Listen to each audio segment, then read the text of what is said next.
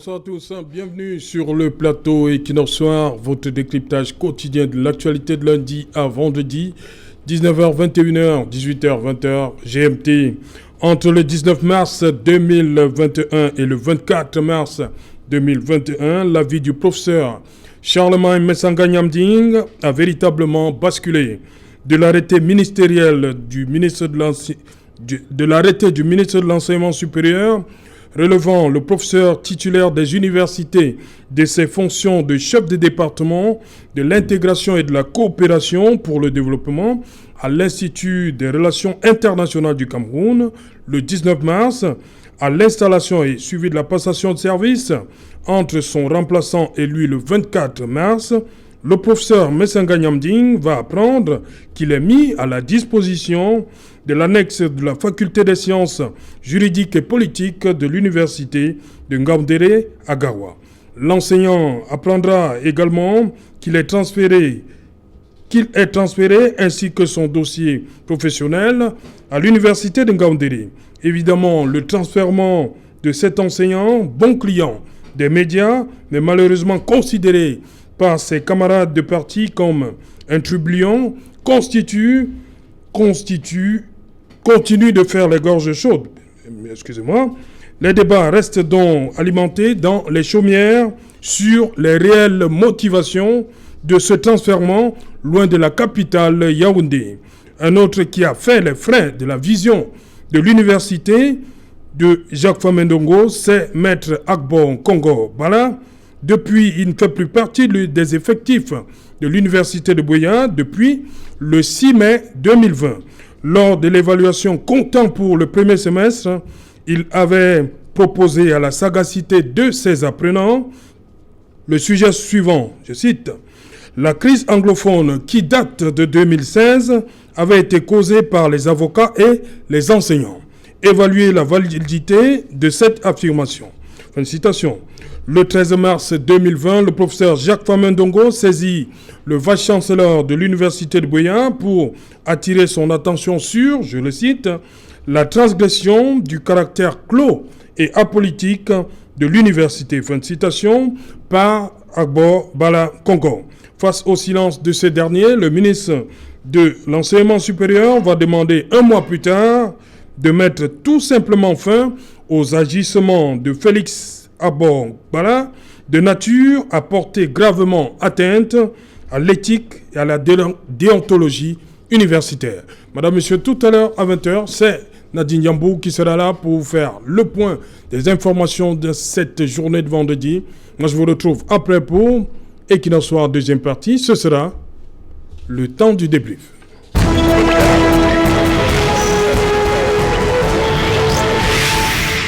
Politisation des universités, faut-il s'en inquiéter? Pour en parler, nous avons invité un plateau ce soir, Eric Yambi. Bonsoir Eric. Bonsoir aux copanélistes et bonsoir également aux millions de téléspectatrices et téléspectateurs qui vous suivent en ce moment. À côté de vous, Jonathan Batengene, bonsoir.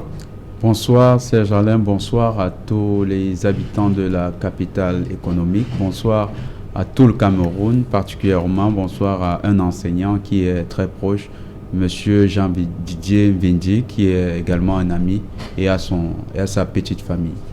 Voilà. Dr. Marc-Anthony Akumbo, you're welcome. Thank you very much, Serge Alain, and I want to say good evening to all our panelists and to the fellow viewers of this wonderful TV station. And also I want to greet my younger brother, Gambom, Hosea, and my wife and kids, and to many Cameroonians watching at this particular hour. Dr. Luzin Isomba, bonsoir, bienvenue. Bonsoir Serge Alain, bonsoir à tous vos nombreux téléspectateurs. Permettez-moi de saluer toutes les commerçantes du marché de Deido qui ont, mercredi dernier, installé le fan club Dr. Luzin Isomba et Equinox Soir. Ils ne font que les commerçantes?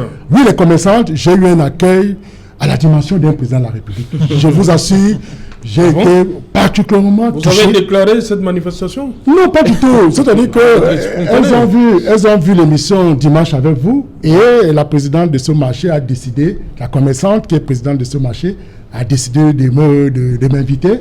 Madame Tekle Ndjonkou Denis, son épouse donc, qui est présidente, a dit bon, on va accueillir le docteur Luisan Essomba. À mon arrivée là-bas, c'était toute une fête, donc je salue toutes ces femmes et tous ces commerçants qui ont apprécié ce que je fais à l'émission Dimanche avec vous. On comprend maintenant, donc ce que vous faites vos courses là-bas, vous le payez, vous sortez pas un radis, c'est ça? Non, je n'y vais même pas, je ne sais pas de ce côté-là que je fais mes courses. Et sans oublier Nassi Singapour, du côté des Philippines aussi. Oui. Un autre fan club est en train de se positionner de ce côté. Merci. Docteur Luisan Essomba, je vous attaque sur deux fronts. D'abord le premier, on va... L'article 2 de cet arrêté du ministre d'État, ministre de la fonction publique, qui mettait à la disposition de l'université de l'annexe, l'université de Ngaoundéré, le professeur Pascal Charlemagne Messangani, vous allez nous dire qu'est-ce que ça veut dire concrètement. Article 2, la mise à disposition visée à l'article 1er ci-dessus emporte transfert de l'intéressé et de son dossier professionnel à l'université de Ngaoundéré. En français facile. En français très facile, et je reste là sur la dimension technique. Il faut indiquer aux Camerounais que le corps de l'enseignement supérieur est un corps hiérarchisé. Au-delà de cette hiérarchie, l'enseignant est un fonctionnaire à part entière. Et il faut indiquer également que quand vous êtes recruté à une université, un peu comme moi, docteur Luisan Essomba, je suis recruté à l'université de Douala. S'il faille que je sollicite aller à une autre université que celle de Douala, je le fais à ma demande. C'est-à-dire, j'écris au ministre de l'Enseignement supérieur pour lui dire, monsieur le ministre de l'Enseignement supérieur, peut-être pour des raisons familiales, pour les besoins de regroupement de la famille ou bien pour les besoins de santé, je souhaite être transféré à l'université de Yaoundé-Soa. Voilà la première hypothèse. Maintenant, l'autre hypothèse qui peut m'amener à l'université de Yaoundé-Soa, c'est sur la base d'une nomination. C'est-à-dire, le docteur Essomba est nommé chef de service, DAF, ainsi de suite. Il quitte donc de l'université de Douala pour l'université de Yaoundé-Soa sur la base d'une nomination. Et pour le cas de l'espèce? Maintenant, pour le cas d'espèce, il faut avouer que partout où le besoin se fait sentir, le ministre de l'Enseignement supérieur peut donc transférer un enseignant, c'est-à-dire que de son université d'origine à une autre université. Et effectivement, c'est sur le plan technique l'argument qu'a utilisé le ministre d'État, ministre de l'Enseignement supérieur, pour donc transférer Messangani Amding, le professeur titulaire Messangani Amding, de l'université de Yaoundé 2, soit à l'université de Ngaoundéré vers l'annexe de Garoua. Et cela veut donc dire quoi, Serge Alontou? Cela repose tout strictement sur les besoins du service. Voilà comment interpréter cette note. Et maintenant, le professeur Messangani Amding est libre. S'il veut, il peut prendre le poste, et c'est le conseil que je lui ai donné en tant que petit frère, en tant que le petit docteur, j'ai conseillé à l'aîné d'aller prendre le poste parce que le ministre de l'Enseignement supérieur a estimé qu'il y avait peut-être certainement une nécessité de service à Garoua ou à Ngaoundéré. Subitement, comme Subitement. ça? Peut-être, on va y revenir sur des aspects politiques sur lesquels je ne voulais vraiment pas entrer. Maintenant, il est aussi libre, s'il estime qu'il s'agit d'un transfèrement, c'est-à-dire que fondé sur une sanction déguisée, il a donc la possibilité, puisque nous sommes dans un état de droit, d'engager les différentes voies de recours. C'est un publiciste, je ne lui enseigne rien, il est professeur titulaire, il connaît quelles sont les voies de recours qu'il faut engager pour justement être restauré dans ses droits. S'il estime que c'est un transfèrement qui débouche sur une sanction disciplinaire déguisée, il a donc cette possibilité, justement, de refuser, ou du moins pas de refuser, d'engager des voies de recours en saisissant d'abord le ministre de l'Enseignement supérieur, auteur de l'acte. Si le ministre conserve 3 mois sans lui répondre, on appelle ça un rejet implicite, ou bien s'il lui répond, mais de manière négative, ça s'appelle un rejet explicite, et après les 3 mois, le professeur Messangani Amding est donc en droit de saisir le juge administratif pour demander l'annulation de son transfèrement. Et rester à l'IRIC. Voilà, et de rester à l'IRIC. Ok. Quelqu'un a une réaction avant, peut-être pour ajouter sur cette question? Non, just go ahead. Ok. Bon, je reste encore avec vous, docteur Luisan Essomba.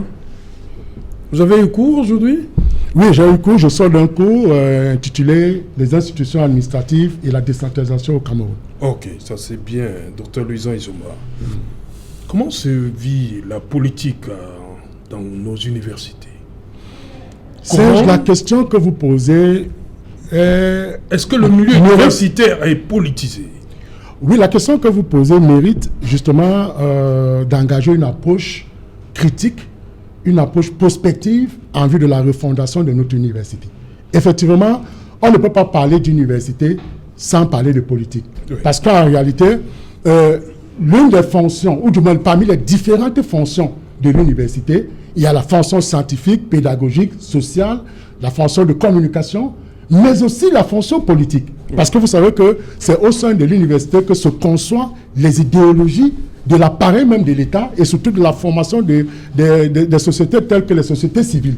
Et vous savez que l'élite politique est formée au sein de l'université. Donc l'université ne peut avoir qu'un caractère politique dans ses missions aujourd'hui qu'on peut considérer comme les missions contemporaines. Regardez, à partir même d'abord du processus de la gestion des carrières, on voit déjà la politisation, puisque c'est le président de la République qui nomme le recteur, il nomme les doyens, les chefs d'établissement. C'est déjà politique, cette nomination. Pourtant, ailleurs au Bénin, les recteurs, par exemple, sont élus par les enseignants et par les étudiants. Vous voyez que la politisation semble être apaisée aujourd'hui dans certains pays où on estime que tout ne peut plus partir du président de la République et revenir vers le président de la République. Donc il faut davantage apaiser. Et maintenant, le dernier problème que vous posez, c'est que qu'il faille relever ceci. L'universitaire ou l'enseignant-chercheur fait front à 3 problèmes. Le problème de la rémunération, les problèmes de conditions de vie et surtout dans l'exercice de nos libertés académiques. Par exemple, l'affaire Abobala, c'est une question d'exercice de nos libertés académiques. Oui, on va revenir. Voilà. D'abord, Eric Yombi, le ministre, je me souviens bien, on était encore au lycée à l'époque, le ministre de l'enseignement supérieur à l'époque, Titu Sedjoua, je crois que c'est lui qui a cette... quand le ministre, le professeur... Famen Ndongo dit la transgression du caractère clos et apolitique de l'université. Il reprend là le professeur Titu Sedjoua à l'époque, et c'est le Agbo Tabi, qui était le recteur de l'université de Yaoundé 1. Il disait aussi que l'école, la politique aux politiciens, l'école aux écoliers, et que l'université doit rester un endroit clos et apolitique. Est-ce que c'est faisable, c'est imaginable? Déjà, il faut qu'on se rappelle que lorsque nous parlons de l'université, qui porte une forte empreinte du politique, il y a un terme qui sera adéquat d'utiliser, fidélisation. Oui. Fidélisation, ça veut dire que les fonctionnaires de l'université, alors les parties prenantes de l'université, doivent dans un contexte camerouno-camerounais, dans un contexte africano-camerounais, devoir fidélisation vis-à-vis de ceux dont ils ont obtenu la nomination. Pour être suffisamment pratique et structuré, je vais prendre le cas simple du professeur Charles Messanga Nyamdi. Oui.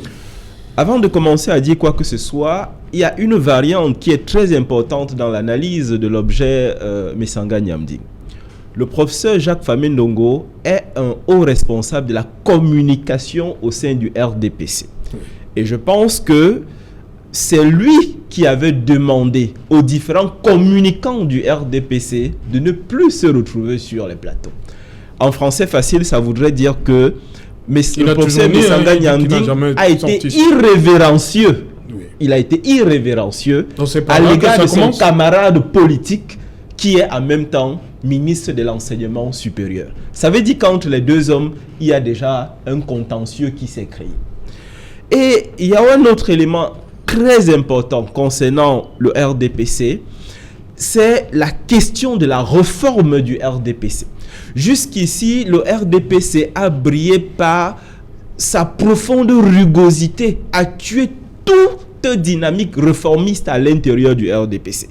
Et le professeur Messanga Nyamdi ne se cache pas en disant que le défunt Alteba Yéné et lui incarnaient évidemment cette réforme, ce renouveau du RDPC. Et l'exemple que nous pouvons prendre pour montrer à quel point le RDPC a tué toute tentative de réforme à l'intérieur de son parti, c'est le cas Mila Assouté. Je vous rappelle que Mila Assouté vit aujourd'hui en exil pour avoir notamment commis un ouvrage concernant évidemment, n'est-ce pas, la réforme à l'intérieur du RDPC. Alors, si je m'arrête déjà à ce niveau, nous comprenons très bien qu'en réalité, il y a plusieurs problèmes. Le professeur Messanga Nyamding, à lui tout seul, concentre en réalité une pluralité de problèmes, mais l'occasion a été donnée au coupeur de tête qu'est Famé Ndongo pour régler évidemment un problème qui était déjà profondément latent. Ok. Voilà. Macantoni, l'intitulé du cours que dispensait Agbo Bala, c'était Histoire politique et constitutionnelle du Cameroun. Et l'évaluation, c'était celle-ci, la crise anglophone qui date de 2016 avait été causée par les avocats et les enseignants. Évaluer la validité de cette affirmation. Pour le professeur Jacques Famé Ndongo, ministre de l'Enseignement supérieur, il y a eu transgression du caractère clos et apolitique de l'université. Pour quelqu'un qui a subi cette crise comme Agbo Bala. Going back to that particular issue, when you look at that communique that was, I should call it a communique, that the Minister of Higher Education actually released, you get to feel at times that there is a lot of politics that is being involved in the whole issue, because he is a lecturer on political history, and being a lecturer on political history means that he could bring issues that were so alive in the landscape of Cameroon. And being one of those individuals who was actually, let me use the word, an agent, or maybe say he was one of those who was in the field when it comes to that. And being a lecturer in the University of Buea, I don't see any reason why he should not bring a question like that. Is Cameroon not undergoing a political situation? It is. And so it was just a normal thing for him. I don't think he went out of the norms of the institution itself. But I want to also look at it like, considering the fact that Agbo Bala was one of those persons who was sitting, I think, in the consortium with the Minister of Higher Education in Bamenda, I should say that, there was something behind. I think he was out to say, okay, I'm going to pay you back on your coins. And so he used his position as a political authority to nail him, who was just a lecturer in the University of Buea. Because I don't see a problem with the question he said. The question falls in line with the course he is lecturing. The crisis is not something that should not be spoken of. The crisis is something that should be spoken of and should be solved. And I think that was a means, because if we look at it, university milieu is a milieu where we give students opportunity to bring solutions to problems. And to ask those students the cause, who are those who actually were involved in the causing, were the base of that, who caused it, is not a problem. They could come up with answers, then bring up solutions that could be implemented, which could solve the problem. De la part des apprenants. So it becomes very funny when the Minister of Higher Education, who has the responsibility of implementing the policies of the government when it comes to higher education, and also who is involved in actually engaging not only the university but also the lay university, not only the government university but also lay universities, to come up with solutions that could solve problems that are in relation to his ministry. I don't see why he should instead sack such a person from his university. I call it his university because he's the boss of that university. I look at it like paying back somebody on his coins. I look at it like, okay, this is punishment. I look at it like, okay, this guy stepped on my toes and I need to show him who I really am. That is the way I'm looking at it. Because you can't find any problem with what he did. And when you look at it, going back to the 1993 laws, you discover that it was not respected. it wasn't respected. You don't just come up and use on one situation and then you drive out somebody from lecturing. He has been lecturing that university since 2015, and he was sacked out in 2020. That's 5 years. The question is, do you think that Ago Bala actually was lecturing there because he needed the job? No. He was already a lawyer. Yes. In he's part of the bar of Cameroon. Yes. And Cameroon bar, already having a job that he believes that was feeding him. He has worked with international organizations, and that gave him experience enough. Because at times, when I read the communique, I saw some very funny reasons why they thought he should not be a lecturer. Some claim that the person who even wrote it claimed that he is not qualified to be a lecturer. Such a person with vast insight, with vast experiences, working with international organizations, should have the capacity to actually lecture. And who was he lecturing? Third-year students in the university. That already gives him, he has the experience enough. Bien sûr. And so, when I saw il a it, été recruté, par, and he was recruited, voilà, indeed. il s'est pas So, auto-déclaré enseignant. it is funny when some people came with funny ideas and reasons why he should not be qualified to be a lecturer. Oui. When I saw it, I asked a lot of questions, and I feel disappointed that our institutions are being politicized. I know Dr. Esomba actually said that our institutions are already practically political, but I want to say our institutions are supposed to remain neutral when it comes to politics. It is true that we have the minister, he's nominated. We have the vice chancellor, he's nominated, and all those persons that are nominated. But that does not mean that they are supposed to be political. They are supposed to remain apolitical to actually make the university environment a place for everybody. And when that happens, we use universities to train future politicians, but the institution itself is not supposed to be political. Okay. This institution receives people from every background, so it is not supposed to be political. So when we politicize institutions, already we are creating a situation which is going to actually backfire in the future. Ok.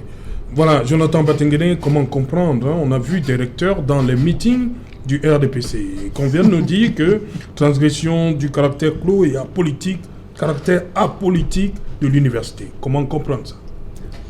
D'abord, c'est bien parce qu'une fois on discutait, je crois que c'est sur ce même plateau, on parlait de la diaspora. Et j'avais évoqué le fait que la construction de notre système universitaire s'est faite sur des bases historiques où il y avait une discrimination en faveur de ceux qui étaient pro-establishment. Et c'est le moment de réitérer cet argument en complétant avec la structuration de l'université.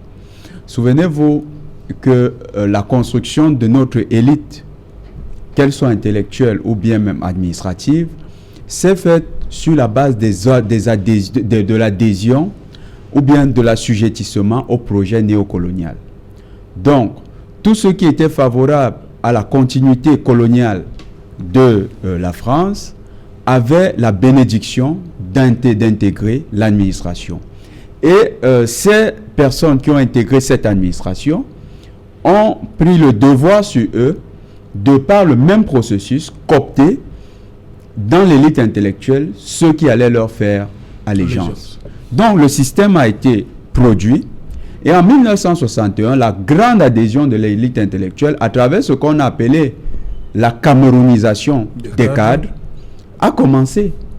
On a eu le ministre William Eteke Mboumoua qui était la première grande élite intellectuelle à intégrer le gouvernement en tant que ministre de l'Éducation. C'est 1961. 1965, le processus est accompli. On entre donc dans le parti unifié, devenu parti unique dès 1966, c'est-à-dire l'Union nationale du Cameroun. Et prenez les statuts de l'Union nationale du Cameroun. Thèse 14. Qu'est-ce qui est dit à l'intérieur? À la thèse 14, il est dit que tout sera fait pour l'unité nationale. Ça veut dire que l'idéologie qui devient prévalente ici, c'est la question de l'unité nationale. aucune autre institution, aucune corporation ne peut se prévaloir de défendre ses intérêts tant que cet intérêt menace la question qu'ils appellent l'unité nationale. Le parti unifié devenu parti unique va donc prendre celui de structurer la scène politique et même la scène administrative. C'est ainsi que les intellectuels vont être inféodés au parti unique et ces intellectuels doivent prêter allégeance au parti unique et unifié devenir parti unique pour avoir une place dans l'administration.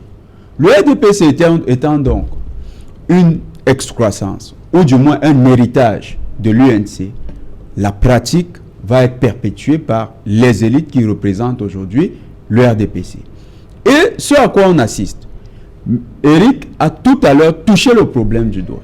C'est qu'on a l'aile réformatrice du RDPC qui a trouvé un représentant illustre en la personne du professeur Charlemagne Messanga Nyamdi, qui se retrouve dans les postures, on va dire comme ça, athébaïniennes, qui sont des postures très iconoclastes, qui rompent avec ce système que je viens de décrire et qui proposent, je pense, c'est humblement que je le dis, qui propose une vision populaire d'un RDPC qui rejoint les aspirations du peuple camerounais. Et ça n'arrange pas l'aristocratie qui s'est constituée au sommet. C'est une aristocratie qui est très intellectuelle. Parce que regardez, que ce soit à la présidence de la République ou dans les ministères, c'est rien que les intellectuels qui s'y retrouvent. Ou du moins la majorité. Vous regardez, c'est le niveau au moins master qui côtoie la haute élite. Donc, c'est les intellectuels.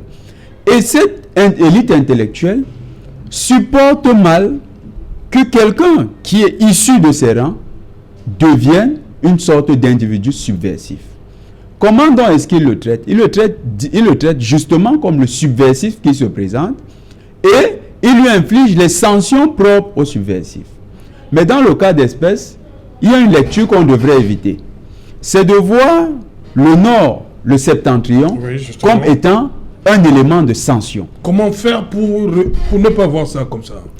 Pourquoi? Parce que le Cameroun étant un pays uni, un pays divers, le Septentrion fait partie de la diversité du Cameroun. Le Septentrion reste dans l'espace du Cameroun. Et tout Camerounais qui est prêt à servir son État et qui est surtout dans la fonction publique devrait d'abord ressentir de la joie à aller servir quelque part où il sent qu'il n'y a pas les compétences. Donc de ce point de vue-là, le professeur Charlemagne ne devrait pas prendre cela comme une sanction. Mais on ne peut pas perdre de vue que la lecture politique qui est attribuée à ce genre d'action soit d'abord que c'est une manière de sanctionner l'individu. On va t'éloigner du centre administratif, on va t'éloigner des institutions qui te servent de tremplin, entre autres l'institution médiatique, qui est facilement atteignable depuis Yaoundé, mais qui sera difficilement atteignable depuis le Nord. Donc, il y a l'idée d'une sanction, mais c'est une vision même négative de la part des personnes, parce que c'est introduit une perception négative du Nord. C'est-à-dire ceux qui ont posé l'acte. Tout à fait. Parce que la construction de la sanction dans l'imagerie populaire, c'est de ça que ça participe. Et ceux qui ont posé l'acte ne mesurent pas qu'ils viennent d'introduire dans l'imaginaire populaire, ou bien confirmer dans l'imaginaire populaire, l'idée suivant laquelle le mort affecté en fonctionnaire au Nord reste une sanction. Alors que ça n'en est pas une, dans les faits. C'est simplement aller servir le pays dans une zone qui est entièrement une zone demanderesse des compétences de ses fils. Okay. Maintenant, la lecture donc de la politisation telle qu'on est en train de laver, si l'université a déjà été politisée dès le départ, ce n'est pas aujourd'hui que cette politisation devrait poser problème. Ce qui inquiète, c'est de voir qu'au sein même de l'élite intellectuelle du RDPC, il y a désormais une fracture entre les réformistes qu'on peut qualifier de progressistes et les conservateurs qui entendent rester le noyau dur du RDPC. C'est ce groupe de conservateurs qui aujourd'hui est en train de faire sa loi, et avec le départ d'Ateba Yene, qui est un départ tragique, dans l'imagerie populaire, il y a comme une idée qui commence à transpirer, c'est que le RDPC, et Eric l'a dit, le RDPC ne pourra pas faire sa propre réforme. Okay. Le RDPC est parti sur des conservatismes, et certainement ces conservatismes risquent d'être le point d'achoppement dans les prochaines années. Docteur Louison Isomba, nous avons ici deux cas, le maître Agbo Bala Congo, qui, comme je l'ai dit, depuis le 6 mai, ne fait plus partie des effectifs de l'université de Buea, mais il y a surtout le cas du professeur Pascal Charlemagne Messanga Nyamding, qui a été... Comment faire comprendre aux gens que ce n'est pas une affectation disciplinaire? Je l'ai évoqué tout à l'heure pendant que j'expliquais les mécanismes qui peuvent amener un enseignant d'université devenu fonctionnaire à part entière de se retrouver d'une université à une autre. Et je disais qu'il y a la possibilité d'une nomination. C'est-à-dire que quand on vous nomme, et ça rejoint la jurisprudence Maurice Kamto, et une autre jurisprudence, Folefac, M. Folefac, le docteur de Tchang, oui, qui a été nommé en Gaoundéré, à un poste de chef de service. Je crois qu'il avait été nommé à 13h. Et le lendemain, il est écrit au ministre de l'enseignement supérieur qui ne prenait pas le poste, que c'était une nomination. Il préférait rester à Tchang pour des besoins qui lui sont personnels ou pour des convenances personnelles. Alors, pour le cas Messanga Nyamding, je commence par là.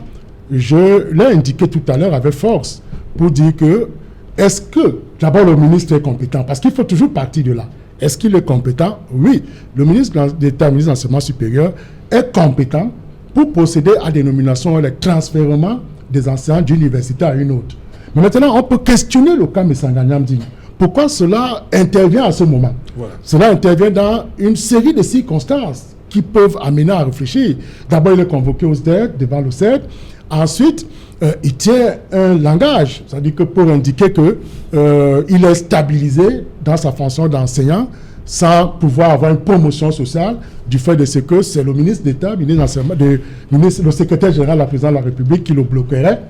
Et il a, à la suite de l'acte qui lui enlevait le statut, ou du moins le statut de chef de département, il a indiqué, il a fait une autre sortie pour dire que si le président de la République est au courant que Jacques Famendongo, ministre de l'enseignement supérieur, a pris un tel acte, ce qui est évident, c'est qu'il va le dégommer du gouvernement. Voilà, à partir d'une série d'effets pareils, on peut donc déboucher sur le fait que l'ascension de Messanga Nyamding, l'envoyant du côté du Nord, n'est plus une sanction simplement technique, n'est plus une action simplement technique. On peut y voir, dans ce cas, une manipulation politique. Et c'est pourquoi je disais que je ne voulais pas rentrer dans cet aspect, parce que moi, j'aime rester dans des dimensions techniques. Et la dimension technique, c'est comme je l'ai évoqué tout à l'heure, partout où le besoin se fait sentir. Et vous savez, on a toujours dit, la fonction appartient à l'État et le grade de fonctionnaire. Donc, l'État peut vous amener partout où le besoin se fait sentir. Donc, voilà ce qu'il faut expliquer aux Camerounais sur l'aspect technique. Maintenant, sur l'aspect politique, on peut rejoindre le développement que je venais de faire s'agissant de Messanga Nyamding, qui, au RDPC, est un peu considéré comme un personnage controversé. Oui. Vous voyez, on l'évoquait tout à l'heure, au regard de ses idées, au regard de sa position. Parfois, il estime être un biaïste, sans forcément être un RDPCiste, mais on se rend bien compte qu'il a le RDPC dans l'âme. Vous avez vu, et il a souvent dit, Messanga Nyamding, on n'a jamais battu le RDPC dans son bastion politique à Yabassi. De deux, on a même vu, il a fait une sortie phénoménale où il a insulté Maurice Kamto, de l'avoir vu dans une vidéo d'homosexualité. Tout ça, en réalité, pour préserver la force et l'image du parti RDPC. Donc, un peu comme le professeur Jacques Famendongo, Messanga Nyamding a le RDPC dans son âme et même dans son esprit. Donc, au regard des éléments qui se sont enchaînés, on peut y voir une politisation de son affectation, de son transfèrement du côté d'Ngaoundéré. Maintenant, comme je l'ai indiqué, c'est un technicien du droit. S'il estime qu'il s'agit d'un transfèrement bâti sur, un transfèrement bâti sur une sanction déguisée, il a la possibilité de saisir le juge administratif qui, à mon sens, va annuler l'acte. Et maintenant, j'évoquais un cas pertinent de la situation que nous vivons aujourd'hui, le cas Agbo Bala. Vous savez, nous sommes ici dans la logique de l'exercice de nos libertés académiques. Est-ce que l'enseignant d'université est libre de proposer une épreuve aux étudiants? Je dis oui. il est libre de proposer une épreuve, mais maintenant, il peut proposer cette épreuve sur le fondement de l'actualité. Et je pense que c'est peut-être à ce niveau-là que s'inscrit le sujet proposé par Abor Bala aux étudiants. L'intitulé du cours, c'est Histoire politique et constitutionnelle du Cameroun. Oui, bien entendu. C'est un cours dispensé par Abor Bala. C'est un cours qui retrace l'évolution politique et constitutionnelle du Cameroun, partant depuis 1958 jusqu'à pratiquement 1996, c'est-à-dire qu'avec la constitution du 18 janvier 1996. Donc quand on fait ce cours, cela veut dire qu'on essaye de montrer aux étudiants comment les institutions se sont mutées, se sont transformées au cours de l'évolution constitutionnelle. Et en engageant justement les faits sociaux, parce qu'il n'y a pas de règle sans fait social. La règle de droit est un produit de la société. Et c'est peut-être sur cette base, techniquement, que Abor Bala a dû interroger les étudiants sur la crise anglophone. Est-elle valide, ainsi de suite. Et quand on voit qu'entre-temps, Abor Bala a stigmatisé de manière ouverte le ministre de l'Enseignement supérieur comme celui-là qui était auteur, en fait, qui aurait participé de la dégringolade, ou du moins de la radicalisation de la crise anglophone, on peut aussi, à ce moment-là, y voir une autre politisation. C'est-à-dire que le scandale du silence qui semble caractériser les enseignants d'université, parce qu'en réalité, si aujourd'hui, vous voyez toute la carrière de l'enseignant d'université aujourd'hui est pilotée par l'État, parce que quand je parle d'aujourd'hui d'université, vous savez, l'université sur la conception sociologique, c'est une institution où on produit et transmet le savoir. Tu vois, maintenant, dans sa conception juridique, c'est un établissement public doté de la personnalité juridique, assurant une mission de service public sous le contrôle de l'État. Ça veut donc dire que, tout à l'heure, on ne peut donc pas parler d'université sans parler de politisation. Je prends un autre cas. Le Conseil de l'enseignement supérieur qui s'est tenu en 1974. Il y a une résolution qui indique que les étudiants, les enseignants-chercheurs doivent faire la politique. Nous, par exemple, nous sommes à la faculté des sciences juridiques et politiques. Donc on ne peut pas dire que l'université doit être apolitique. Pas du tout. C'est-à-dire qu'aujourd'hui, je venais de vous citer les fonctions fondamentales de l'université, et il y a la fonction politique qui est insérée dedans. Donc c'est pour dire qu'on doit faire très attention. Et aussi, c'est ce qu'Anta Diop qui disait, chers enseignants d'université, si vous voulez améliorer votre statut, faites la politique. Si vous ne faites pas la politique, vous mourrez pauvre. Et c'est un peu le cas aujourd'hui. Éric Yombi, vous avez évoqué un aspect, vous avez parlé du professeur Jacques Famindongo. Est-ce que c'est l'enseignant qu'on a sanctionné ou c'est le biaïste pur?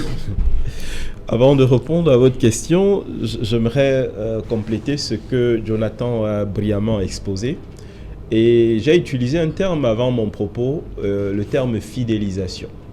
Il faut qu'on soit d'accord sur le fait qu'avec les campagnes récurrentes de subversion au sein des universités au Cameroun, plus que jamais, les autorités politiques et administratives ont pris les devants en s'assurant que cette fidélisation devrait être effective. Parce que bien entendu, lorsqu'il y a des mouvements au sein de l'université, ça ne fait jamais bonne presse. Le deuxième élément, c'est évidemment la réforme de 1993. Cette réforme de 1993, évidemment, a donné l'occasion à l'autorité administrative d'avoir la mainmise sur l'université et les universitaires, notamment au sens de la nomination. Alors, ces deux éléments étant pris, on comprend aisément qu'il y a une profonde intrusion du politique dans les universités. Maintenant, pour répondre à votre question, moi je pense que c'est le biaïste, en même temps l'enseignant, qui a été sanctionné. Il faut bien comprendre que lorsqu'on assiste à une sanction... Affectation disciplinaire dans la suite? C'est une sanction. Oui. Il faut bien comprendre que lorsque le professeur Famindongo s'est arrêté, je vous ai précisé qu'il y a un élément derrière, c'est tout simplement l'affirmation de la force et de l'autorité du responsable de la communication du RDPC et en même temps le ministre de l'enseignement supérieur qui décide d'utiliser le bâton envers son camarade qui fut-il également, n'est-ce pas, enseignant d'université. Il faut bien que nous soyons là-dessus.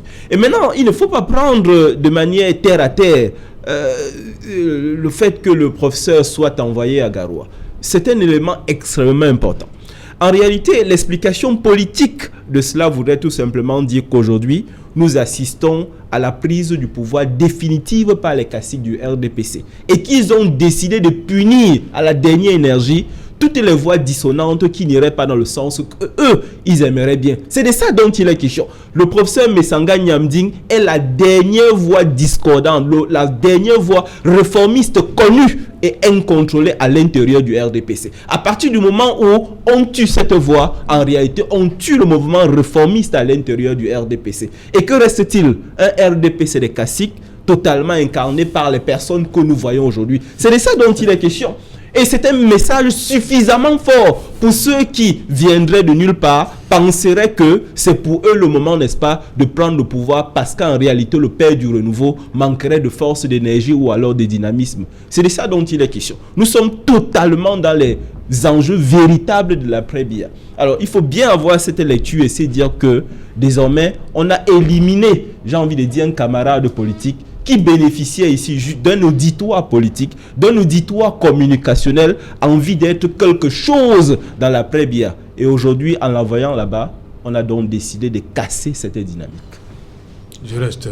Eric Yombi, vous fuyez ma question? Quand on l'envoie, c'est une affectation disciplinaire. Vous-même vous dites en l'envoyant là-bas. C'est une affectation disciplinaire. Au sens où on veut tout simplement le rappeler à l'ordre. Ok, Macantoni. Okay, looking at that particular, should I use the word appointment? One will, in one way or the other, say it is a sanction.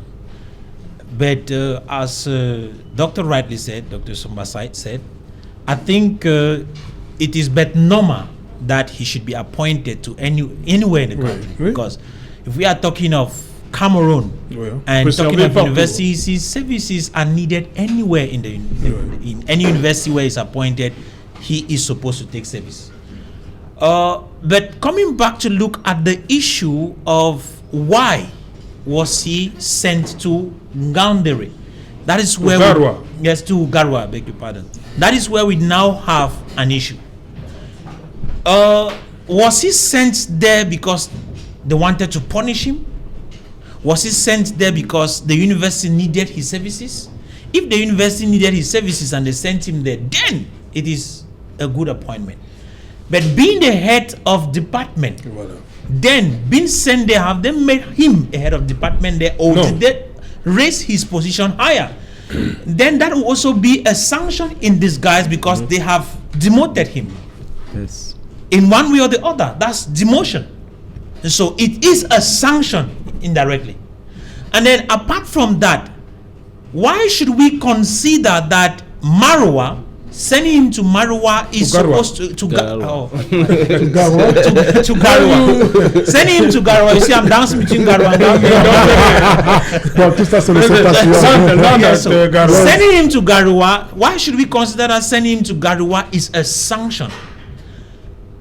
We can go back, look at the various activities. C'est ceux qui ont pris l'acte. C'est ceux qui ont pris l'acte qui. Looking at the various activities that happened before his particular, in quote, appointment, gives us reasons to want to think that he has been sanctioned. When you look at the fact that he had come out and made a public declaration that in school, while lecturing to his students, which is on camera, that they are ministers who are homosexuals. Ça c'est une vieille vidéo. Hein? Yes, juste such a thing. Those are things that come up. You go look at that. Then you look at issues like, okay, he says he questions the reason why he has not been promoted. You look at that, you want to go back into it, you look at the reason, he points a finger to the Secretary General at the presidency. He points a finger. That already is like stepping on toes. And being in a party which is the party in power already calls for attention. And so, in one way or the other, we want to say, okay, might be they removed him from there because he has been speaking too much and attending TV programs where he airs his ideas contrary to even those of party. So when you look at that, it's like they have he has been sanctioned. Okay. But the question I wanted to answer here is, why send him to Garoua? it seems as if we are saying that Garoua is not part of Cameroon. Okay. It seems as if we are saying that Garoua is, in fact, the people of the north seems to be in a bush.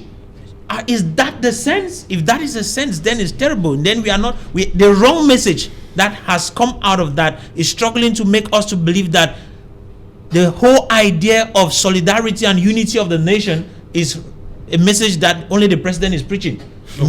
I'm trying to look at it from there. So I think that if we are talking of national unity, then we should consider every aspect of Cameroon, everywhere in Cameroon, as part of Cameroon. Voilà, Jonathan Batengene, rapidement, on a voulu ce qu'on veut à travers cet acte museler le professeur Essanga Yamdi. Tout à fait. La vision, c'est qu'il y a deux grandes branches du RDPC qui s'affrontent.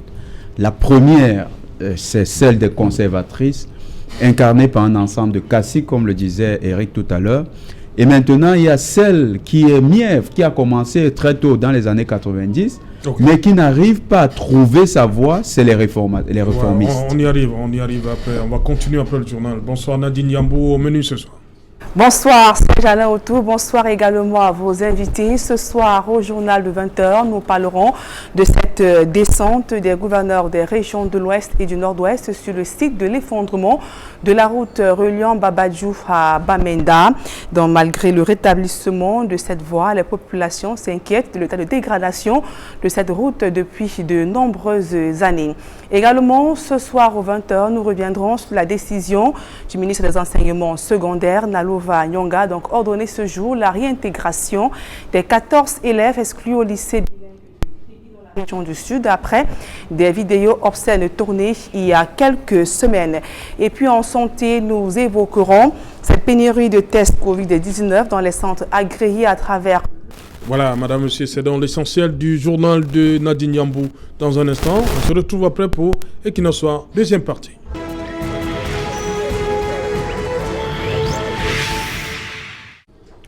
Retour sur le plateau Equinox Soir, deuxième partie. C'est le temps du débrief, toujours en compagnie du docteur Louison Essomba, Eric Yombi, Jonathan Batengene et Marc-Anthony Akumbo. Marc-Anthony, je l'ai dit, le Premier ministre chef du gouvernement a fait une sortie le 5 mars dernier pour réactiver ces mesures de l'année dernière, du 17 mars. Entre autres, il avait interdit le regroupement de plus de 50 personnes. On a constaté que ce même jour-là, les spectacles étaient organisés à Douala, un peu partout, dans les boîtes de nuit. Aujourd'hui, 3 semaines après, c'est 3 semaines après qu'on vient implémenter une mesure du Premier ministre. That is the laxity in which we have in our nation, Mr. Sech, where we make laws even, and when it comes to practicalizing putting those laws into practice, it becomes another issue. You do not expect that the minister's or prime minister's voice or whatsoever he came up with should be practically implemented immediately he speaks. Because there is a lot of laxity, and at times we call it whatsoever name we say. Call it. There's a name in French. Tolérance administrative. That tolerance can lead to the death of a lot of persons. You see the wild wave of COVID around Cameroon right now. You start asking questions, but why should it happen like that when already we're supposed to be practicing those particular measures? And I think also in one way or the other, it is being promoted by our own leaders. Because you spoke like that. After the minister came out, there was a particular barrier that took place where the minister of... During that barrier, did we see people with respecting distance? Yes, was doing his removal of the cops.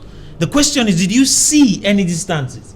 Did you see people putting on face masks? If you look at that gathering, people were there, packed field. Go around Douala, look at the markets. Everywhere is packed field. Question du marché là est un peu trop compliqué. Hein? It is complicated. So if we cannot, if we cannot respect, on doit fermer les marchés. Qu'est-ce qu'on doit faire? si on veut vraiment réussir à empêcher que les gens soient infectés, on doit vraiment fermer le marché. On utilise le supermarché. On utilise le supermarché. Tout le monde va au supermarché. Et si on veut parler de Bayam Selam, on doit aussi créer une situation que les femmes doivent venir s'assembler, on crée la distance. Donc, le nombre de gens qui entrent dans un marché doit être,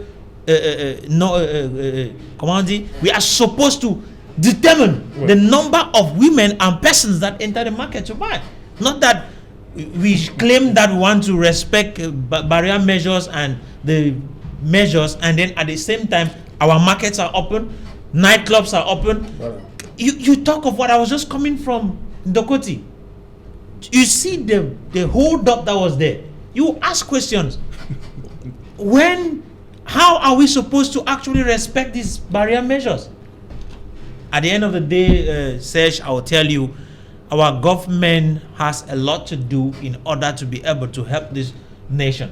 But I will end up saying that each Cameroonian has a responsibility to protect himself, because if we have to depend on the government of Cameroon, we will all die, sincerely. Okay. So I call on all Cameroonians to respect these barrier measures and make sure that you put on your face mask. It's something you should be doing without asking. Somebody should not tell you to do that. You should make sure when you go where the crowds are, you should protect yourself. It's very important. Ok, Jonathan Batengene, comme je l'ai dit, c'est le 5 mars dernier que le Premier ministre, chef du gouvernement, Chief Doctor Joseph Diongouté, demandait comme ça que soit interdit. Il a même repris à 3 reprises cette notion d'interdiction de regroupement de plus de 50 personnes dans sa sortie. Il a martelé 3 fois. Comment comprendre que ce soit 3 semaines après, jeudi, le même jour, des spectacles étaient organisés. Le lendemain, dans les nightclubs, les spectacles étaient organisés. Comment comprendre cette situation? Bon, c'est tout à fait difficile à pratiquer au Cameroun. La question du confinement, déjà on sait que c'est presque impossible. Non, je parle de la décision des autorités 3 semaines après. Je prends dans la logique. Oui. La première expérience que nous avons connue en 2020 nous a montré les limites des décisions contraignantes. Les spectacles n'étaient pas organisés. Il n'y avait pas de spectacle. Mais dans notre contexte actuel... On est obligé d'organiser le spectacle. L'économie est presque... Non, on est obligé d'organiser le spectacle. On n'est pas obligé. Pourtant, il n'y a aucune subvention à la culture. Aucune.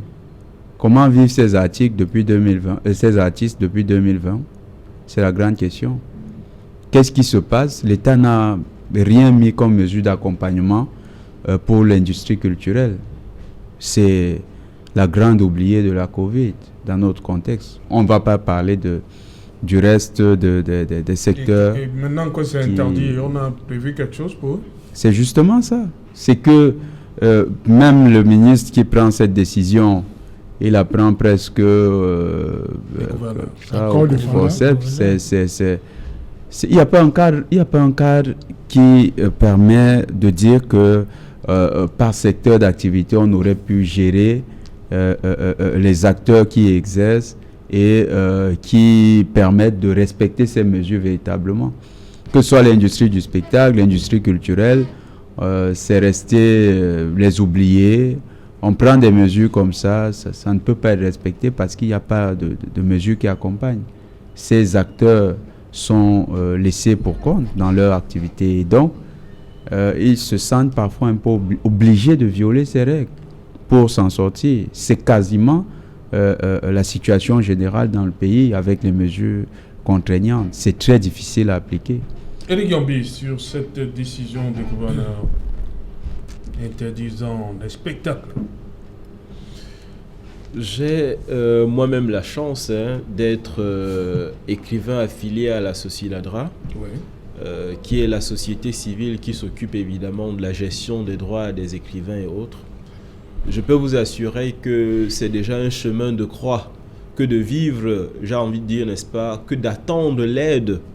J'appellerais ça aide parce qu'il n'y a pas de véritable mécanisme mis en place en temps normal de vivre évidemment des droits qui viendraient de cette institution. Imaginez donc en période de crise sanitaire, évidemment, une crise comme celle-ci. Cette affaire du coronavirus est venue révéler, évidemment, n'est-ce pas, les faiblesses de notre État, malheureusement. Et au-delà de ça, une mauvaise gestion caractérisée qui fait en sorte que les plus faibles ne sont pas pris en compte. Voyez-vous, il y a des entrepreneurs culturels au Cameroun, des gens qui vivent de l'organisation des spectacles. En clair, leur famille et tout le monde qui va avec attendent bien entendu que ceux-ci, à la fin du mois, apportent quelque chose pour bouillir la marmite. Lorsque vous privez quelqu'un de ses revenus, en réalité, qu'est-ce qu'il fait? C'est ça la question. C'est bien beau. Il faut mettre en place un certain nombre de mesures pour faire barrage à cette pandémie. Nous sommes tous d'accord.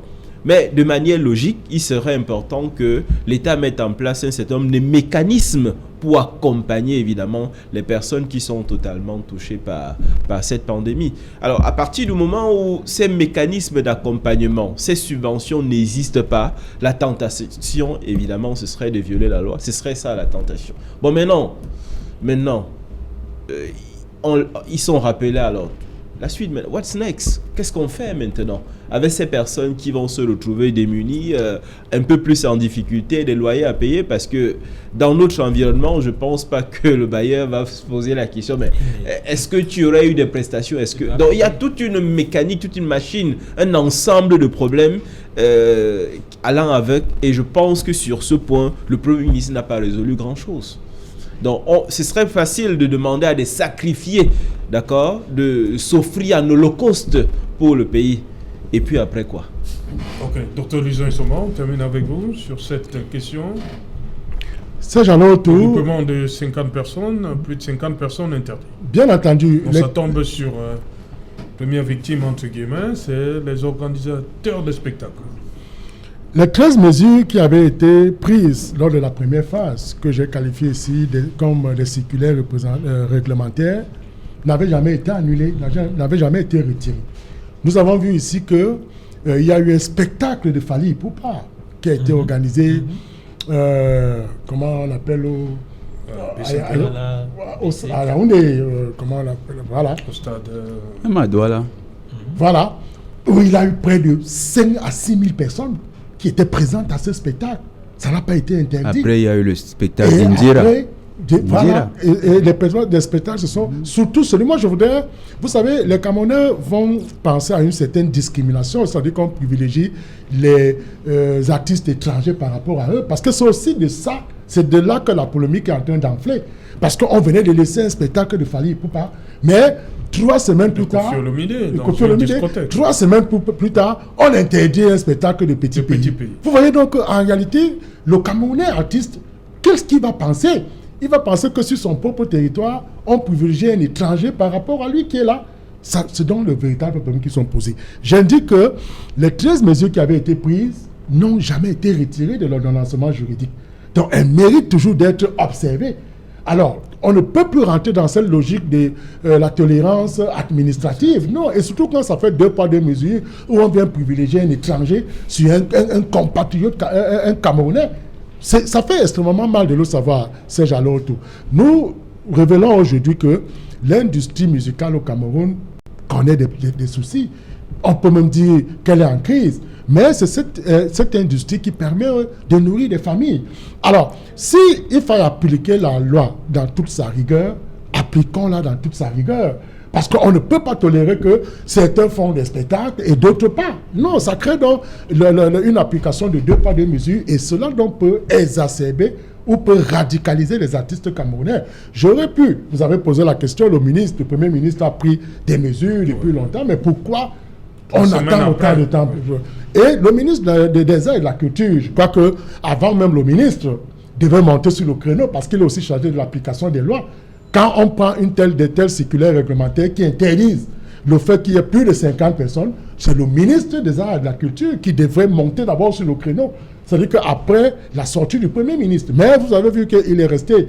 il était même le parrain du conseil de Fally Ipupa. Voilà, il était même le parrain de la cérémonie. Donc vous convenez avec moi que ça crée... C'est extrêmement grave ce que nous sommes en train de voir. Mais l'État doit revenir dans sa logique de l'État sanction au même pied que tout le monde. Parce que quand on fait déjà des discriminations, ça crée de sérieuses difficultés. Jonathan Batengene. I wanted to just... Oui, rapidement. Okay, I also wanted to say, you remember last time there was containers of rice that actually came in order to subvent individuals who want to stay in the house.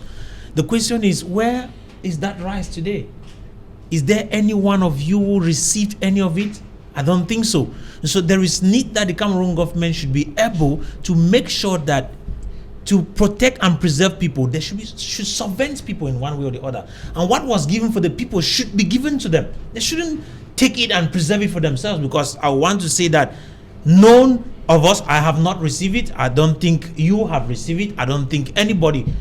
We have been making sure we respect those rules. How many persons have the government been able to protect by giving them, say, sit in your houses? Okay. So those things, they should be able to work in subventions. Put subventions in order to protect the lives of people. Ok. Jonathan Batengene, vous disiez que les caciques ont eu le dessus.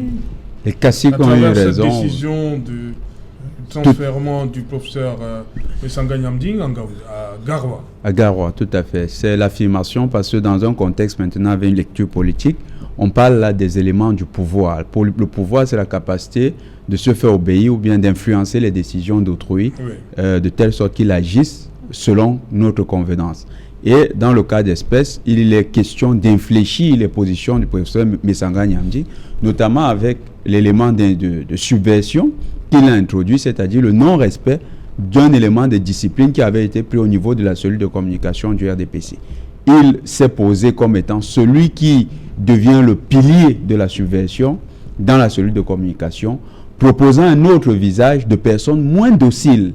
Or, quand on lit des auteurs qui parlent de l'action politique, il y a un ouvrage majeur, Surveiller et punir, qui est un ouvrage qui fonde même l'action des technologies de dressage des corps.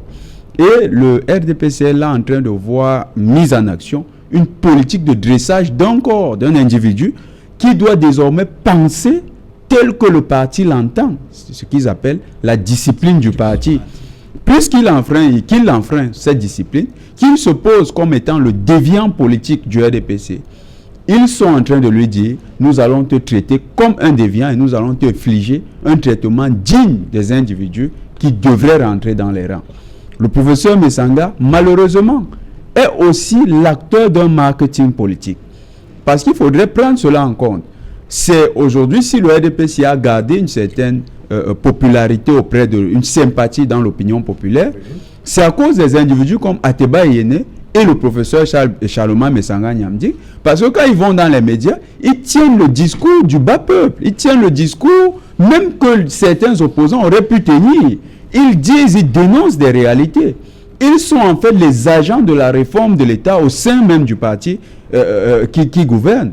Dans les pays où la démocratie libérale a pris son envol, c'est ce type d'acteurs qui participent âprement à la réforme du parti. D'ailleurs, quand il y a la réforme des grands textes du parti, c'est à eux qu'on confie ce genre de tâches, parce qu'on sait que les conservateurs, eux, vont rester sur les éléments de base. Et ici, malheureusement, le RDPC ne propose plus un visage marketing qui est attractif, parce que le message qu'ils sont en train de donner, c'est surtout à la jeunesse qui serait flattée d'intégrer les rangs du RDPC. Cette jeunesse, le message qu'on leur passe, c'est qu'ici, il y a un code qui est déjà arrêté, il y a des barons qui sont inviolables, intouchables, il y a des dogmes qui sont institués, et tout individu qui voudrait transgresser ces dogmes sera effectivement traité comme un subversif, et il sera mis au banc, s'il est dans l'administration, au banc de l'administration. S'il est dans la société comme avec l'opposition, il sera mis au banc de la société, là où les subversifs sont généralement relégués. Ok, Eric Yombi, le gouvernement RDPC use de cette méthode pour mettre les enseignants de l'université au pas. L'exemple Messanga Nyamding peut faire tache d'huile. Vous savez, la question de la chicotte politique utilisée par l'administration, ce n'est pas une question actuelle. On a évoqué non seulement les cas Maurice Kamto, mais il y a bien d'autres cas qui sont restés anodins, oui, et des enseignants qui, n'appartenant pas forcément au monde de l'université, et notamment au secondaire, ont été bien entendu punis. Mais ce qu'il faut relever ou alors en même temps rappeler par rapport à cette question de la punition politique à l'égard de certains universitaires, c'est tout simplement la question de la docilisation et le contexte. De plus en plus, je crois que nous assisterons à une sorte de durcissement de position d'un certain nombre d'acteurs politiques du RDPC. Parce que nous acheminons évidemment vers une dispute politique, non seulement au sens de la présidentielle, mais bien entendu au sens de la question du Dauphinat. La question du Dauphinat n'est pas encore tranchée, même si c'est une question qui n'est pas exclusive au RDPC, ça se fait sentir déjà au SDF, c'est une question qui sera extrêmement difficile, évidemment, n'est-ce pas, à l'intérieur du RDPC. On peut même dire que la nuit des longs couteaux est déjà en train de, bien entendu, se préparer. Et ce qui se passe avec le cas Messanga Nyamding, malheureusement, c'est un aiguisement des couteaux parce que la nuit sera effectivement extrêmement sanglante. Elle sera sanglante parce que ceux que nous voyons, qui sont ceux qu'on peut appeler les bébés politiques du RDPC, Messanga Nyamding n'est qu'une voix. Il y a beaucoup d'autres à l'intérieur du RDPC qui ne se font pas entendre de manière médiatique comme lui, mais c'est une tendance qui existe. Et c'est une tendance qui est en train d'être tuée parce que le cas d'en face a décidé qu'eux, ils ne doivent pas exister. Pourtant, c'est eux qui portent, malheureusement ou heureusement, le flambeau du rajeunissement et du renouvellement du RDPC. C'est ça la vraie question. Et c'est ça l'enjeu. On essaye de taire Messanga Nyamding pour en réalité taire une tendance qu'il incarne. Parce qu'en réalité, en vue ou alors dans le rétroviseur, ce qu'on voit, c'est évidemment une jeunesse qui veut aussi attraper sa part. Parce qu'elle estime que ceux qui sont là, ils ont toujours eu avantages et privilèges et que ceux-là, les plus jeunes, en tout cas les autres, estiment que le moment est venu pour eux d'attraper aussi quelque chose d'un peu plus consistant qu'ils ne l'ont obtenu jusqu'ici. Voilà, Dr Luiso Nsomba, je l'ai dit, Félix Abobalankongo, lui, on a arrêté ses activités du côté de Buea. Est-ce qu'on peut dire que le professeur Messanga, lui, il est chanceux? Non, Abobala, je l'indiquais tout à l'heure, il y a des voies de recours. Il peut les engager. Nous sommes dans un état de droit. Ça va faire bientôt un an. Oui, bien entendu, il peut les engager. Nous sommes dans un état de droit. Mais s'agissant de Messanga Nyamding, je voudrais faire un rapprochement ici entre le ministre de l'enseignement supérieur et Messanga Nyamding. Oui. Ils ont toujours tenu le même langage. Quand vous suivez le ministre Famendongo, le professeur Famendongo dire à Ebolova, le Sud est un bastion imprenable. Le socle granitique. Le socle granitique du RDPC. Et qu'il est une créature. Alors vous suivez Messanga Nyamding à Yabassi qui dit, ici à Yabassi, aucun opposant ne peut gagner le RDPC. Donc vous voyez que dans la posture politique, les deux ont un lien presque incestueux. Mais on arrive bien à se demander, mais qu'est-ce qui peut justifier comment dire, cette nomination, ce transfèrement de Messanga Nyamding, surtout qu'on peut convoquer des éléments articulés sur le social et même sur la vulnérabilité. Messanga Nyamding, les gens disent qu'il est malvoyant. Non, il ne voit pas. Il ne voit pas, ne serait-ce que sur un élément de vulnérabilité. Je pense que ce monsieur ne mérite pas d'être envoyé de ce côté-là. Et aussi, Messanga Nyamding, c'est un chef traditionnel. Au même titre que le ministre de l'Enseignement supérieur, le professeur Jaffa Mengo. Ça veut donc dire que, écoutez, ça, c'est intéressant. Un biaïste, l'autre ne l'est pas. Hein. Non, écoutez, l'autre, c'est la créature. Voilà. Et l'autre, c'est un biaïste. Ça veut dire qu'ils se rejoignent toujours. Il faut que les gens comprennent bien. Alors, comme chef traditionnel, ça fait quand même très mal d'éloigner un chef de sa chefferie. C'est-à-dire que c'est émasculant en réalité la chefferie. Donc, tous ces éléments sont développés en réalité pour indiquer que Messanga Nyamding, c'est vrai, il doit répondre à un appel du besoin où ça se fait sentir, mais compte tenu de sa situation physique vulnérable, je pense à mon petit niveau que Messanga Nyamding ne méritait pas d'être envoyé de ce côté-là. Parce que si c'est un autre qui est lucide, physiquement bien, là, il n'y a vraiment pas de problème. Mais Dr Luiso Nsomba, dans l'entame de votre propos, vous avez dit qu'on peut envoyer, si l'université a besoin de la matière. C'est ce que je suis en train de dire. Ça veut dire que je sors des considérations juridiques et même politiques pour entrer un peu dans la conception physique et même sociale. Humaine, J'allais dire même sociétale de l'homme, parce que aujourd'hui, il ne faut pas l'ignorer. M. Sanganyandi est reconnu être chef traditionnel. Voilà. Ça veut donc dire que dans On l'éloigne de ces sujets. Voilà, et vous voyez, on dit toujours le chef doit résider à la chefferie. Oui. Alors, en l'éloignant de ces ministre sujets, Tangandji voilà, a ça fait avec crée ceux le du problème. nord-ouest et du sud-ouest. Bien A entendu. demandé de rentrer. Bien entendu. Alors, c'est pour dire quoi, Serge, à leur retour? C'est pour dire que la relation aujourd'hui dans le RDPC me rappelle un animal en forêt, dont j'ai oublié le nom, que quand cet animal C'est se pas fâche... le serpent Non, il y a un animal en forêt que quand il se fâche, il commande d'abord à manger ses propres enfants. J'ai ignoré le nom, ça devait faire plaisir aux autres pour essayer un peu de tracer l'image aujourd'hui. Vous savez, le RDPC venait de fêter c'est le 24 mars. Ouais, voilà, 36 ans d'existence. Et je crois qu'il faut, à partir des actes comme cela, réfléchir. Et c'est le 24 mars que le professeur Sanganyandi faisait la passation des services. Voilà, Drôle de justement. coïncidence, hein. Alors, drôle de coïncidence. Donc, c'est pour dire que... Mais d'être à la fête, il était... Oui, mais on a vu ces photos. Je crois que M. Sanganyandi était... on l'a vu dans une toge. Voilà, non, je ne l'ai pas vu en toge, je l'ai vu en costume. Je ne sais pas s'il avait déjà enlevé la toge. Il a mis la toge ce jour-là. Il avait des élans de fierté qui traduisaient que, en fait, il était content. Et autre chose, on a vu dans sa posture quelqu'un qui a certainement été abordé en des termes de conseil. On a dû peut-être lui dire, ne fais pas le bras de fer avec l'État, ne fais pas le bras de fer avec ton ministre de l'enseignement supérieur, va prendre le service. Qui sait, tu pourras rebondir de là et pour te retrouver un peu. Je me rappelle l'affaire à Daoudou. Il était inspecteur des régies financières en Gaoundéré. Il a été révoqué à 13 heures de ses fonctions et à 17 heures, il est nommé ministre des Mines. Dans le cas de Sanganyandi pourrait s'arriver à cela. Il ne faudrait pas perdre de vue que le président de la République, le disait François Maté, reste une des personnalités les plus énigmatiques.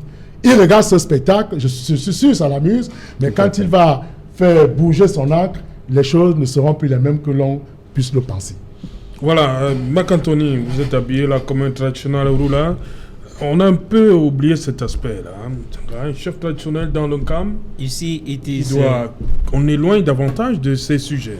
That's something that in Africa we should respect most, because in relation to our customs, a chief or a traditional ruler resides in his palace. And I think that in relation to the customary laws of this same nation, if you are a chief or a traditional ruler, you shouldn't be far from your people. You should be with your people as an auxiliary to the administration in order to give them guidance in relation to the policies of the nation as well. So it is a little bit disturbing that Mr. Charles, Professor Charles, is being pushed out of his own camp area towards the north. But at the same time, we do not forget that he is a civil servant. Yes. Having accepted the position of a civil servant, To say anyway. we can be sent anywhere. Anyway. Of course. And when you are sent anywhere, you have the right to take on your responsibilities because you actually signed for it. And since you are not yet on retirement, I think you have to be able to follow it through. The only problem might be at the end of the day, if the reasons behind his appointment is actually punitive. If it is punitive, then it is not a good appointment. Like I earlier cited, he was the head of department in Eric. Yes. I think that if they are appointing him to Garua, they should also give him an opportunity not only to be a lecturer in the hall. Yes. He should also maybe start from where he was down there or even above. Maybe they could even make him the dean of the faculty. That could be better. So we have to look at it like that. What advantages go with his appointment to this new environment in relation to the advantages he was having when he was in Eric?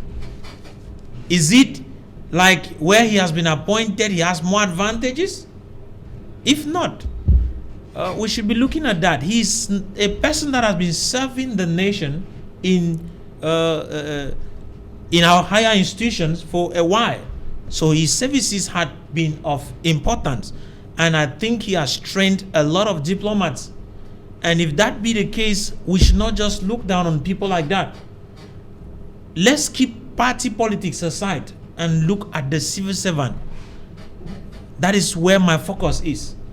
If party politics starts getting involved in civil service, it means that we are struggling to say every Cameroonian must become a member of the CPDM. And if you have to work in the civil service, you must be a member of the CPDM, which is wrong, because there are individuals who are supposed to be, in fact, with the merits they have, with the intellectual capacity they have, with the professional dimension and levels they have, they can work in this government without necessarily being part of the political party. And so how will you punish such a person who is not in your political party if in case he does something or says something against the government? Will you use political reasons to sanction a professional? No, that should not be the way it should be done. And so I think that when we are doing this analysis, we should be looking at this thing. Why should the government, or say academic barons, be punished because of political issues? Should their political party be a reason for him to be transferred? That is just a hypothesis. We are just saying it. We do not know whether he was appointed to the North for punitive reasons, or he was appointed there because they want to send him to actually give some render service there. On va terminer avec, comme je l'ai dit dans mon propos introductif, Eric Gambi, vous êtes journaliste, c'est indépendant, il faut le préciser. Oui. Je l'ai dit, c'est un bon client que nous perdons. C'était ça aussi l'objectif? Oui, je pense que c'était l'opportunité pour les décideurs, évidemment, de l'éloigner du baromètre médiatique, si je dirais ça ainsi. Mais en même temps, nous restons dans un schéma qui est clair, c'est que le politique, évidemment, détient l'ascension, peut distribuer les bons et les mauvais points. C'est de ça dont il s'agit. Et il y a une mauvaise question que je vais poser, mais je vais la poser quand même. Si aujourd'hui, on s'offusque, ou alors on s'offusquerait du fait qu'il soit envoyé à Garoua, oui, est-ce que ça veut dire que la promotion qu'il a eue à l'URIC était aussi due au fait qu'il appartenait au RDPC? C'est une mauvaise question, mais qui a sa place aujourd'hui. C'est-à-dire les mécanismes de promotion ou alors d'ascension sociale dans nos sociétés. Est-ce que c'est une récompense qui vient du monde politique? Autant de questions. Vous voyez, nous n'avons pas épuisé la question aujourd'hui, mais nous sommes plutôt en train de constater de manière indiscutable qu'aujourd'hui, c'est le politique, évidemment, qui distribue les avantages et les privilèges. Vivement que nous en sortions. Ok. Jonathan Batenguérien, on éloigne là un bon client des médias? Tout à fait, mais parler d'éloignement dans un monde où la distance n'a plus de sens, c'est quand même un peu... Je sais pourquoi je pose la question. De manière physique, il a été éloigné, mais il peut rester tout à fait présent dans les médias, surtout qu'il y a les réseaux sociaux. Il peut être pris dans les émissions comme celle-ci par Skype, donc il va toujours communiquer. Vous avez... Non, il y a chaque fois tu reçois des gens ici qui sont aux États-Unis. Non, c'est pas ça la question. Oui, il y avait ça, mais c'est aussi... Ah, ils n'ont pas vu ce côté-là, c'est ça? Oui, vous savez, il y a quelque chose. Lorsqu'une décision passe sur des principes subjectifs, l'individu qui prend la décision parfois est dans la fougue de l'événement. Donc, il ne mesure pas tous les paramètres. Il s'assure juste que la conformité avec les textes soit respectée. Et puis, bon, le reste, il se dit, j'ai accompli. Mais aujourd'hui, on est dans un monde où l'outil informatique a réduit les distances. Donc, c'est même un acte insensé du point de vue d'éloignement avec les médias. Il peut produire des articles, il peut produire des communications, il peut même préenregistrer ces communications dans les médias. Ce sera toujours diffusé. Il peut être pris par téléphone à n'importe quel endroit. Donc, c'est une décision qui n'aura pas un poids du point de vue de sa présence médiatique. Mais par contre, vu comme une sanction, ça dénote d'un certain, comment dire, d'un passéisme qui prévaut encore dans les réflexions au niveau de l'administration. Le Nord n'est pas un coin sur Mars. Oui. C'est le Cameroun. Affecter un fonctionnaire dans le Nord, c'est l'envoyer servir le Cameroun. Ce n'est pas le sanctionner. Il faut que les gens qui sont des décideurs arrêtent de raisonner comme ça. Nous sommes au Cameroun partout. Si vous travaillez dans le confort et le prestige à Yaoundé, avec de la climatisation, et que dans le Nord, peut-être vous ne facilitez pas la dotation en équipement de cette qualité-là, parce que vous estimez que ceux qui iront seront sanctionnés, mais c'est vraiment raisonné de manière un peu arriérée. Le Cameroun est le Cameroun partout où on s'y trouve. Okay. Donc le professeur, nous l'encourageons à aller à Garoua. Oui. D'ailleurs, il aura un accueil, parce que dites-vous une chose, hein, moi je connais un commandant de brigade qui a eu sa promotion parce qu'il servait dans le Nord. Tellement il a bien servi quand il était dans le Nord que les élites du Nord lui ont dit tu as passé quand même 11 ans ici et on n'a jamais vu quelqu'un autant maîtriser la sécurité. Nous allons demander que tu reviennes en promotion dans le Sud. Donc, dans le Nord, s'il sert avec engouement, parce que là-bas, ils n'attendent que de voir nos frères du Nord être bien formés, si le professeur sert avec la même fougue, la même passion, le même zèle, nous sommes sûrs qu'en retour, le Nord va l'élever. Ok. Merci Eric Yombi. Merci. Permettez que je dise bonsoir à Biami qui est à Nivelles en Belgique, qui nous a suivis pendant tout le débat. Voilà.